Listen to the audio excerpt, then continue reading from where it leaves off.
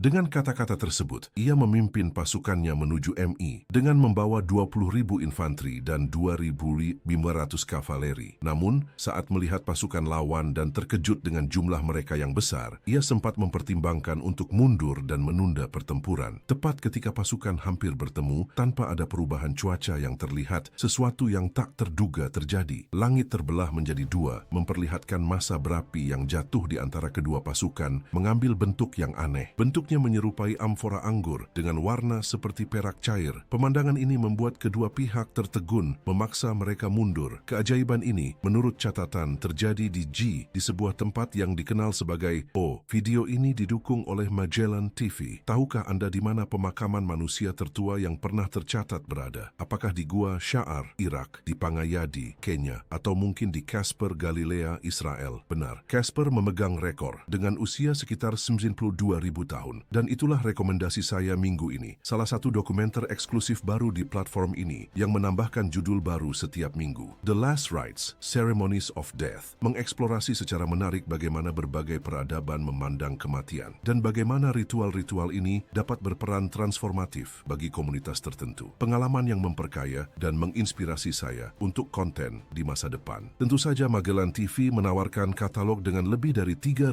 dokumenter yang bisa ditonton. Di Natal ini, pengikut Voices of the Past mendapatkan hadiah spesial, kartu hadiah langganan tahunan dengan promo beli satu, dapat satu. Cukup kunjungi tautan di deskripsi untuk menikmatinya. Pada dini hari tanggal 14 April 1561, antara pukul 4 dan 5, sebuah tontonan mengerikan muncul di cakram matahari, disaksikan oleh penduduk Nuremberg, baik di dalam tembok kota maupun di ladang-ladang sekitarnya. Awalnya, di tengah matahari muncul dua busur merah seperti darah, menyerupai bulan sabit di kuadran atas dan bawah, serta di sisi-sisi bola matahari mendominasi warna kemerahan seperti darah. Di sekitar sang surya berkumpul bola-bola beraneka warna. Ada yang pucat, ada pula yang hitam seperti besi. Di antara benda-benda bulat itu tampak salib-salib merah terang, diselingi pita-pita merah yang melebar di ujung belakang, sementara bagian depannya melengkung seperti batang alang-alang. Bentuk-bentuk ini saling bertikai. Bola-bola itu bergerak dengan ganas dari satu sisi ke sisi lain, bertempur sengit selama lebih dari 60 menit. Pada puncak pertempuran, baik di dalam maupun di sekitar matahari, mereka kelelahan hingga, seperti digambarkan, terjatuh dalam kobaran api ke bumi, menghilang dalam gumpalan asap pekat. Usai fenomena tersebut, muncul di langit sebuah bentuk menyerupai tombak hitam, berukuran luar biasa besar. Gagangnya mengarah ke timur, sementara ujungnya menghadap ke barat. Adapun makna dari keajaiban-keajaiban ini, hanya Yang Maha Tinggi yang mengetahuinya. Meskipun kita telah menyaksikan dalam waktu singkat banyak tanda-tanda langit dikirim oleh Tuhan semesta alam untuk menyeru kita bertobat, sayangnya kita tetap dalam ketidakbersyukuran, meremehkan manifestasi-manifestasi ilahi ini. Semoga orang-orang saleh tidak mengabaikannya, melainkan menerimanya sebagai peringatan dari belas kasihan surgawi. Ya Bapa Surgawi, pulihkanlah hidup kami dan kepadamu kami memohon dengan penuh bakti agar amarahmu dijauhkan, menyelamatkan kami dari hukuman yang layak kami terima, agar kami dapat hadir sementara di dunia ini dan abadi di tempat tinggalmu sebagai anak-anakmu. Pada tahun yang sama, seorang pria bijaksana dan pendiam bernama James Everall, ditemani oleh dua orang lainnya, menyaksikan cahaya malam yang sangat terang di atas sungai Moody. Cahaya itu tetap statis, memancarkan nyala api dan mencakup sekitar 3 yard persegi. Saat bergerak, ia mengembun membentuk babi hutan, meluncur cepat seperti anak panah menuju Charlton, berosilasi selama 2 atau 3 jam. Para pria itu berlayar sekitar 1 mil dengan perahu mereka, dan ketika fenomena itu berhenti, mereka terdorong kembali melawan arus ke titik asal. Beberapa orang lain yang kredibel melaporkan telah melihat cahaya yang sama di kemudian hari di lokasi yang sama. Pada tanggal 22 Februari 1803, para nelayan di pesisir Harriet Dory di Provinsi Hitachi menemukan sebuah kapal misterius yang terombang-ambing. Penasaran, mereka membawa kapal itu ke pantai dan menemukan bahwa tingginya sekitar 3 meter dan lebarnya 5 meter, mengingatkan pada gambaran koko. Bagian atas struktur tampak terbuat dari kayu mawar dengan lapisan merah, sedangkan bagian bawahnya dilindungi oleh pelat kuningan. Jelas dimaksudkan untuk menahan batu yang tajam. Bagian atas memiliki beberapa bukaan berkaca, mungkin dari kristal, dilengkapi dengan jeruji dan disegel dengan resin tanaman. Jendela-jendela yang sangat transparan memungkinkan para nelayan yang tercengang mengintip ke dalam. Di sana mereka menemukan tulisan dalam bahasa yang tidak dapat dipahami menghiasi dinding. Di antara benda-benda yang dikumpulkan, terdapat 2 lembar kain kain spray, sebuah botol berisi 3,5 liter air, serta beberapa potong kue dan daging yang diawetkan. Kemudian para nelayan melihat seorang gadis muda dengan kecantikan yang langka, kelihatannya berusia antara 18 hingga 20 tahun. Mereka menceritakan bahwa tingginya tidak lebih dari 1,5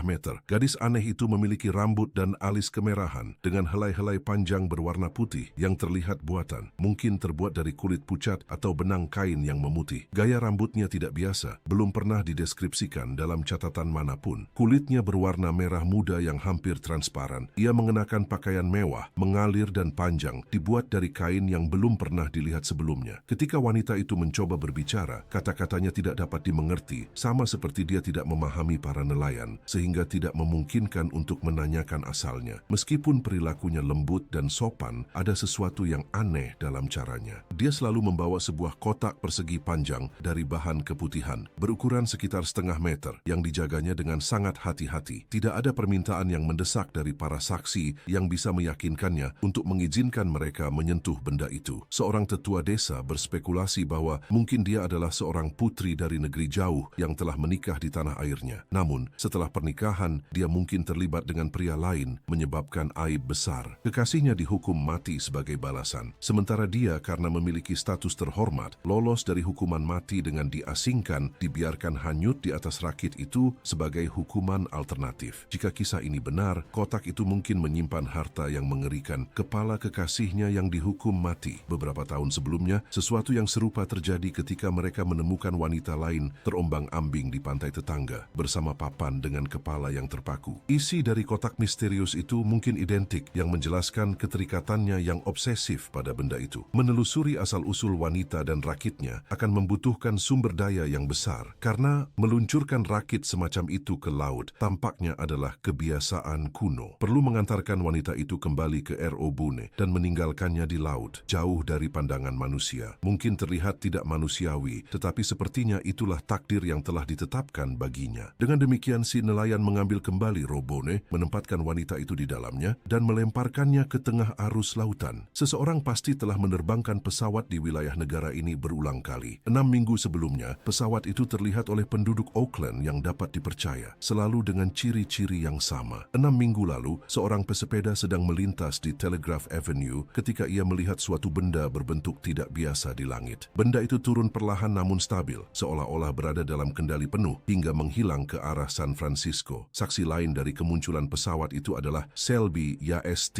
anggota Garda Auckland. Ia sedang terlambat dan memacu mobilnya menuju Piedmont, berusaha mengejar waktu yang hilang. Saat melintasi 30th Street, seorang anak laki-laki tiba-tiba berhenti di jalan dan berteriak, "Wow, apa itu?" Penumpang di dalam mobil mendengarnya dan segera mengarahkan pandangan ke titik di langit yang ditunjukkan oleh anak itu. Pesawat itu terlihat jelas. Ketika melihatnya, kata Tuan Yas, "Saya terkejut dan saya akui, bahkan ketakutan. Saya enggan mengakui bahwa saya tiba-tiba kehilangan akal, tetapi pada saat itu saya bertanya-tanya apakah indera saya telah menipu saya." Ciri yang paling mencolok adalah sebuah lampu sorot yang terang dan cahaya kedua terletak di bagian bawah benda itu yang menyinari tanah dengan tepat. Pesawat itu muncul dari East Auckland, terbang di atas Piedmont, dan menurut laporan, turun dengan cara yang mengisyaratkan pendaratan segera di San Francisco. Ini adalah pemandangan paling aneh yang pernah saya saksikan, dan hingga hari ini saya berusaha untuk percaya bahwa itu benar-benar terjadi. Beberapa penumpang mengambil koran mereka pagi ini, berharap dapat membaca penjelasan rinci tentang fenomena tidak biasa yang mereka amati dengan begitu jelas, hanya untuk kecewa karena tidak ada satupun berita yang menyebutkan kasus tersebut. Teori yang paling diterima menunjukkan bahwa beberapa penemu dari Alameda atau daerah sekitarnya akhirnya menguasai rahasia penerbangan dan beberapa minggu terakhir telah menguji ciptaannya dalam uji coba praktis.